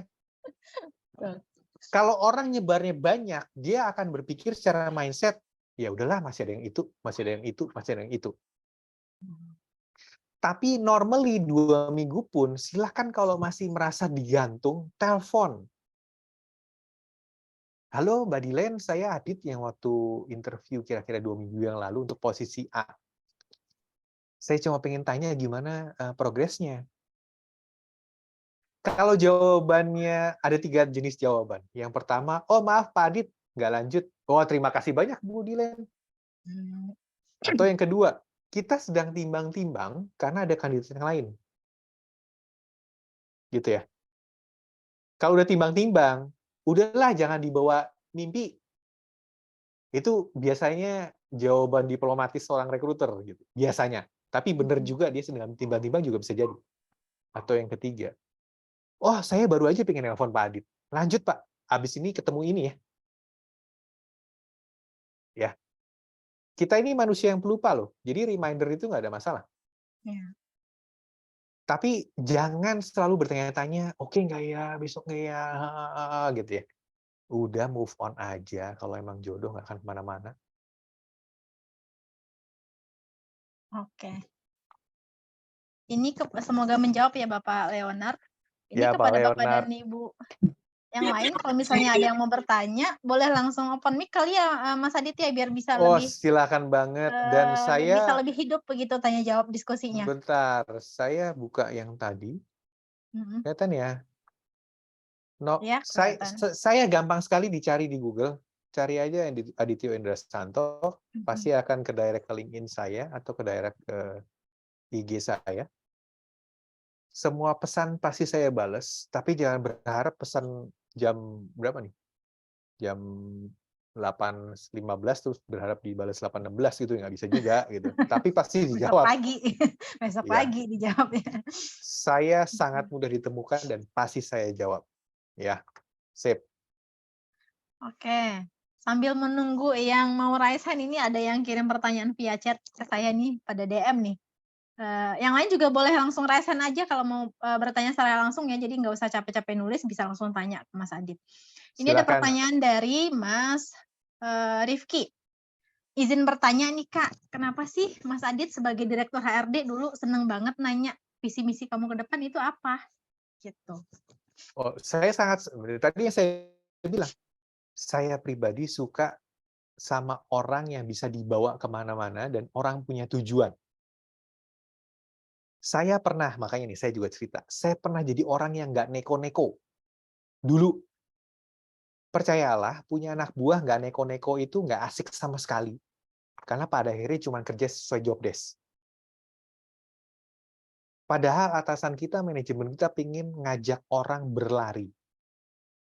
Nah, orang yang biasanya nggak punya mimpi dan tujuan, itu susah diajak lari. Karena mereka mikirnya, udahlah, gue di sini aja, udah enak, gitu. Semoga menjawab. Kenapa saya suka banget nanya visi orang 5 tahun, 10 tahun ke depan ke apa? Supaya saya tahu, ini orang bisa lari apa enggak? Ini orang cuman gabut doang apa enggak? Ini orang sekedar karyawan job desk apa bukan? Saya balikin ke teman-teman tadi yang nanya dan teman-teman semua di sini. Kalau teman-teman jadi bos atau punya perusahaan, mencari orang yang seperti apa? Saat kita jadi bos dan punya perusahaan, saya yakin teman-teman akan berubah menjadi orang yang sangat egois. Artinya apa? Teman-teman pingin punya orang-orang yang loyal dan bekerja untuk kita. Itu udah pasti. Coba aja tanya sama diri sendiri. Mau emang punya karyawan males-malesan? Tidak loyal sama kita? Balik tanyakan diri sendiri. Oke, semoga menjawab ya Mas Rifki. Pertanyaan selanjutnya dari Vivian ini. Boleh nggak sih Mas Adit ketika selesai interview kita bilang nih ke interviewernya bahwa kita sedang mendapatkan penawaran juga nih dari company lain. Boleh nggak announcement-nya nggak terlalu lama gitu, boleh segera diinfokan nggak gitu? Nah, Boleh saya nggak justru belak-belakan paling kayak suka pakai ini untuk mempercepat proses. Ya. oke. Tapi usahakan sampaikan dengan cantik ya. Dipoles ya Mas? Ya. Saya kasih 2 contoh. Contoh yang pertama bikin saya ilfeel. Contoh yang pertama, saya pernah mau rekrut orang, saya udah suka. Tapi tiba-tiba, apa namanya, dia ngomong, ini kita belum mutusin ya, tapi saya udah suka. Tapi dia langsung kontak HR saya, dia bilang, "Pak, ini saya di-offer segini, di-counter-offer sama perusahaan saya." Ya kan?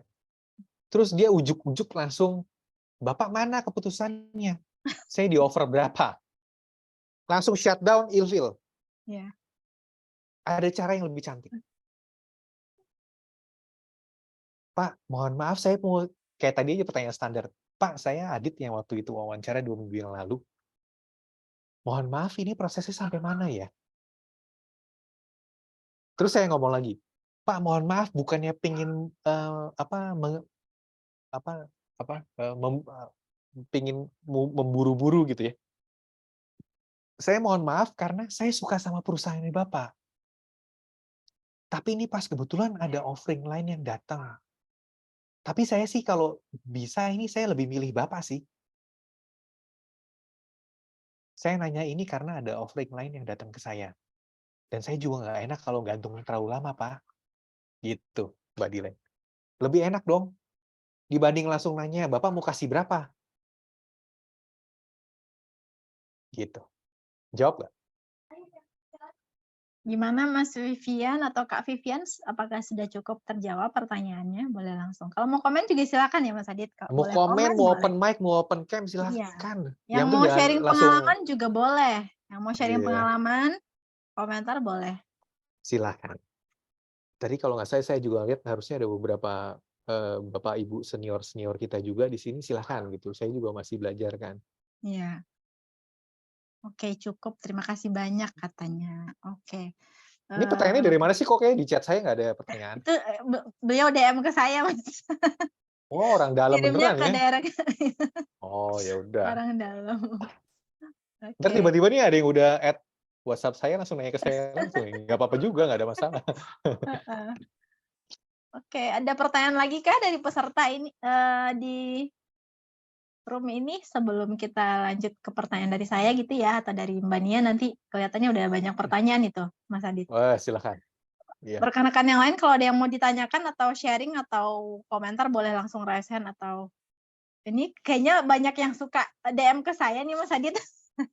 Oh Ini gitu ya? dari, Kak Kalau Gratia nggak Mbak Etoli. Dilen aja yang jawab. Saya yang jawab jadinya kayak saya yang, pembicaranya gini ya.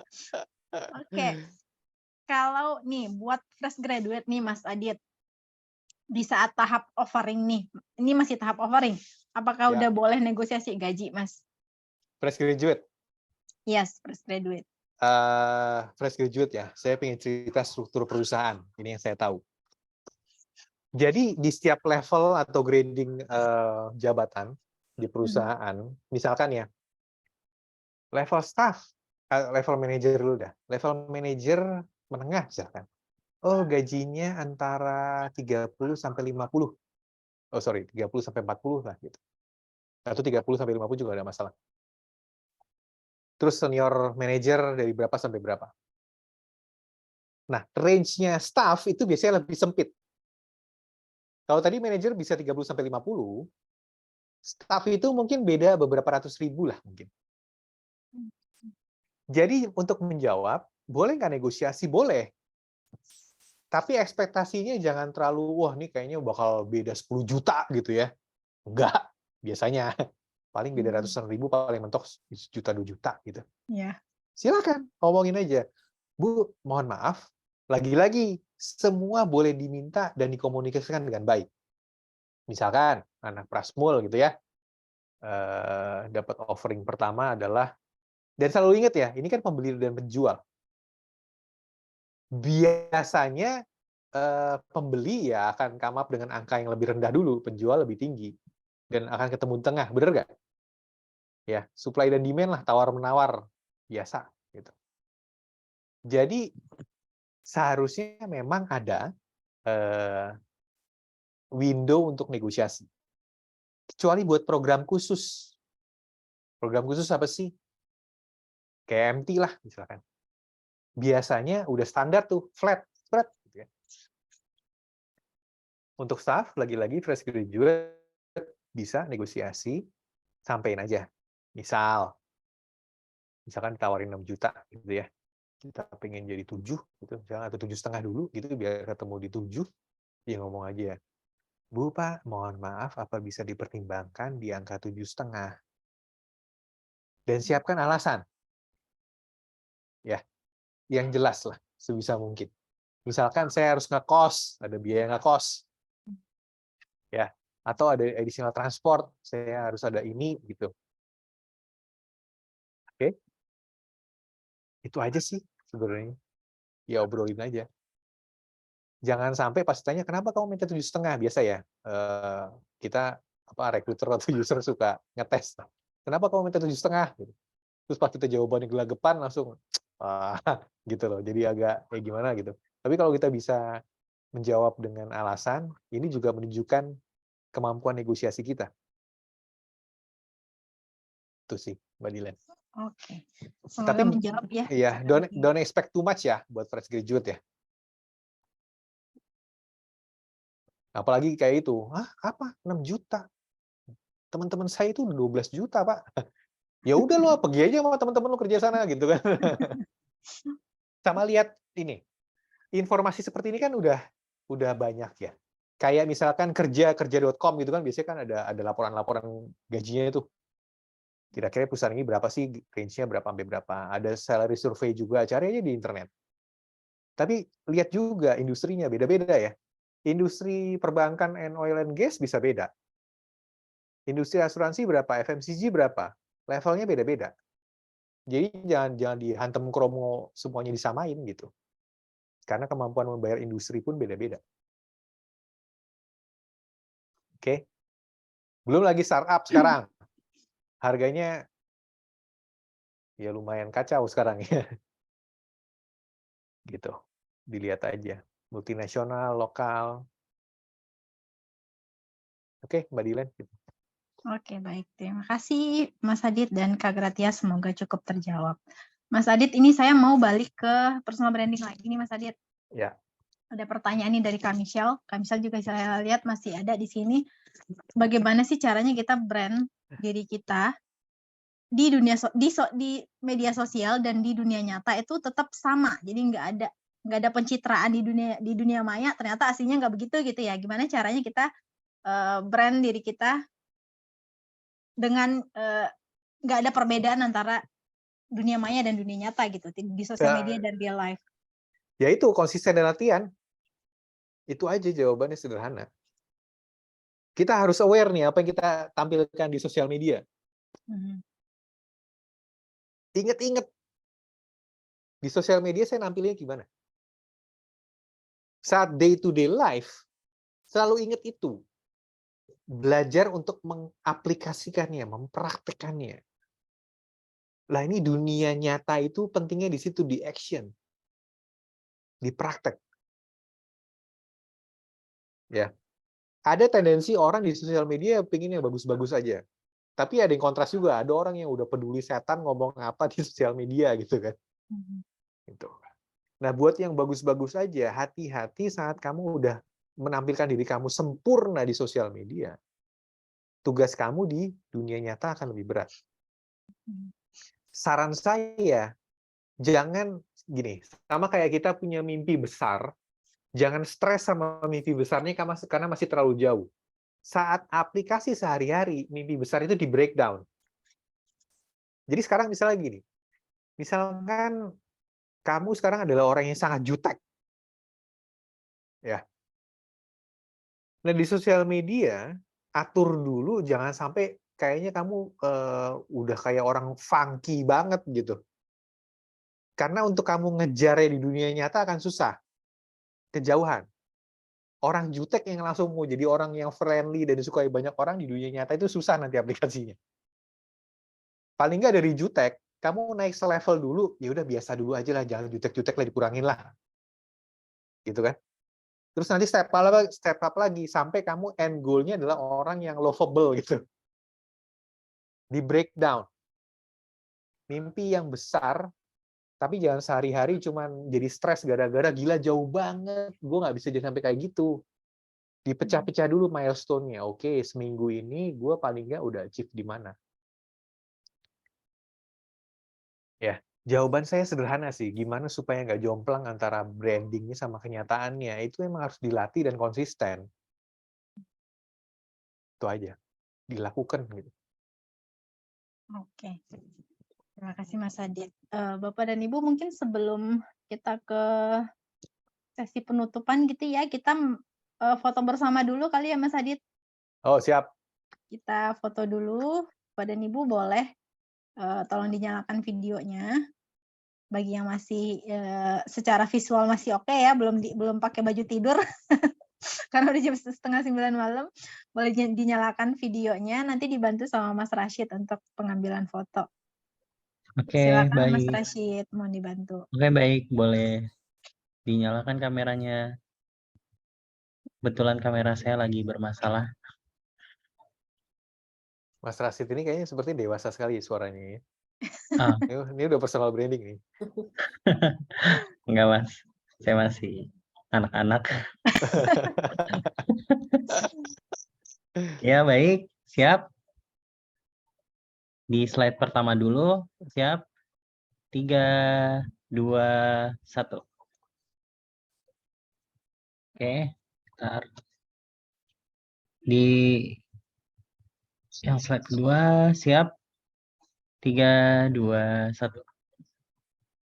Oke. Sudah. Terima kasih Mas Rashid.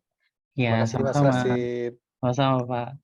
Ini Bapak dan Ibu peserta, apakah masih ada yang ingin ditanyakan? Atau sudah tidak ada pertanyaan? Sepertinya udah terjawab semua kali ya Mas dari materi yang di-sharing sama Mas Adit. Ya, makasih Udah Vivian. pada Siapapun yang mau reach out ke saya, cari di LinkedIn atau Instagram, message, tadi nomor telepon juga ada, pasti saya balas. Ya. Oke. Mas Adit, saya ada pertanyaan terakhir nih. Daripada Oke. saya penasaran nggak bisa tidur sampai weekend ya. Dan terakhir Terakhir jadi di saya. sesi ini ya, bukan di hidup Iya. ini kan ya? Bukan.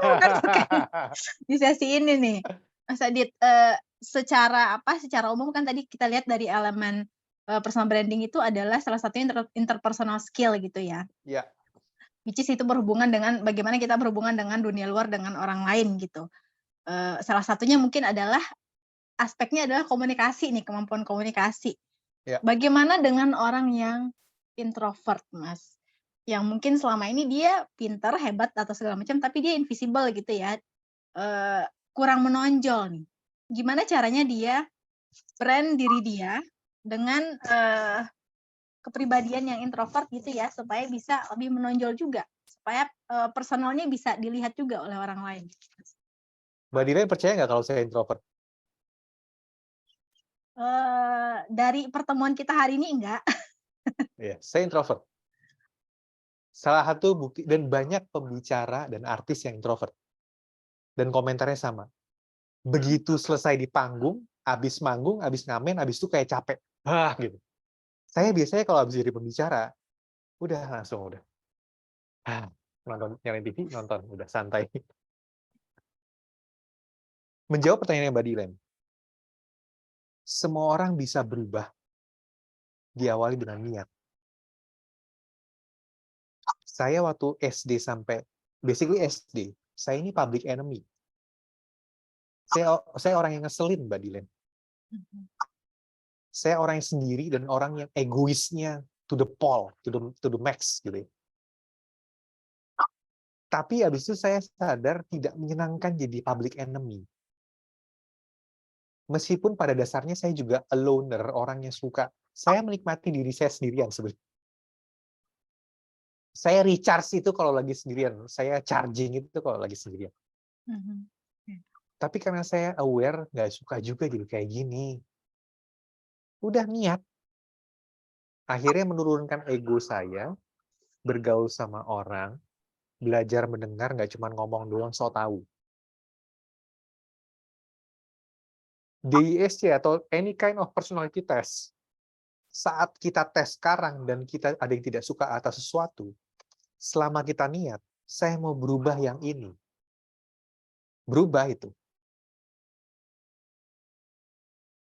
Jadi kalau seorang introvert punya keinginan hasrat dari dalam diri untuk tampil, hasrat itu adalah niat. Mulai dipaksainlah untuk, ini ada event ini, saya mau jadi MC. Ini ada nongkrong-nongkrong kayak gini, saya pengen ikutan nongkrong. Kita menjadi orang yang inklusif, kita menjadi orang yang semakin berkembang kalau kita bergaul secara inklusif, bukan eksklusif. Begitu banyak orang eksklusif yang akhirnya, karena merasa eksklusif, paling benar sendiri, menghakimi orang lain, akhirnya, ya udah hidupnya cuman ngejudge orang lain aja. Ih, kok dia gitu sih, kok dia gitu sih. Saya dari orang introvert, yang akhirnya pindah-pindah kerjaan, saya bergaul dengan begitu banyak tipe orang. Dari orang ngeselin, orang baik banget, saya bergaul sama siapapun, siapapun itu saya temenin. Saya jadi belajar, oh orang ini kayak gini karena dia punya background story seperti ini. Ini orang ngeselin karena dia kayak gini. Kebanyakan orang ngeselin itu akhirnya jadi teman saya loh, Mbak. Orang yang dijauhin sama orang karena dia ngeselin, justru deket sama saya. Karena saya ngerti background ceritanya dan akhirnya saya juga nggak menghakimi dia. Karena saya nggak menghakimi dia, akhirnya saya bisa menerima dia. Saya bisa menerima dia, dia juga pasti merasa saya menerima dia. Akhirnya bisa cerita panjang, akhirnya jadi teman. Gitu aja sih. Oke, baik. Akhirnya saya yang introvert ini bisa tidur nyenyak juga ya, Mas. Berarti itu segala sesuatu yang bisa dirubah gitu ya, bisa dilatih. Kita Ini justru pertanyaan harusnya pribadi jangan ya sebenarnya. titipan pribadi. Berarti saya rangkum lagi nih, Mas. Berarti kita jangan ikutin diri kita gitu ya. Maksudnya jangan hanya mengikuti Jangan arus, terima tapi kita vonis harus mati. menentang arus. Betul. Oke, baik. Terima kasih banyak Mas Adit sharing-nya. Makasih banyak sudah diundang. Saya minta maaf kalau ada salah-salah kata. Ya. Ada Sebenarnya closing statement mungkin Mas Adit? closing statement, nggak usah banyak mikir, lakuin dulu aja. ya, terutama bagi fresh graduate yang udah dilatih begitu banyak mikir tapi action-nya sedikit. Saya harus ngomong realitas ya. Iya. Ya, Oke, baik. Ini satu kalimat Mas Adit yang tadi saya catat banget gitu ya. Passion jangan dikubur, tapi realitas jangan diingkari ya. Jadi yang merasa jalur karirnya sudah salah atau tidak sesuai dengan background pendidikan atau misalnya sekarang ingin merubah jalur karir gitu ya, mau mengikuti passion dan lain-lainnya, ingat realitas nggak boleh diingkari ya. ya, ya. Oke, baik. Terima kasih banyak Mas Adit. Terima Kita kasih buat cukup Mbak belajar Dilen, banyak ini Mbak malam Nia, hari ini. Prastia Mulia, dan semua teman-teman di sini ya. Terima kasih banyak. Terima kasih banyak. Terima kasih Mas Terima kasih Adit, banyak Mbak juga Dila. Bapak dan Ibu Sehat peserta. selalu. Sampai bertemu lagi Stay di fit event. semuanya. Ya, jangan lupa Iya. isi kuesioner ya. Betul, jangan lupa isi kuesioner yang sudah saya kirimkan di link chat. Sampai bertemu di event kami berikutnya ya. Kita selalu ada event. Kalau ada yang mau ditanyakan mengenai materi hari ini, bisa langsung hubungi Mas Adit juga. Ingin diskusi lebih lanjut atau ingin ikut kelas training dengan Mas Adit, boleh. Langsung Tanya kontak sama aja saya beliau. langsung, pasti dijawab. Ya, Ya. rekaman nanti akan kami kirimkan linknya hari Senin. Sabtu Minggu saya mau libur dulu. Oh, oke. Materinya nanti boleh di-share-kan Mas Adit? Boleh lah. Boleh. Oke, nanti kami kirimin juga hari Senin bersama dengan link rekaman. Terima kasih semuanya. Selamat beristirahat, selamat berakhir pekan. Salam sehat selalu. Assalamualaikum Sampai warahmatullahi jumpa. wabarakatuh. Terima kasih semuanya. Waalaikumsalam. Terima Izin kasih live Mas ya. Adit, terima kasih banyak. Bye-bye. Bye-bye.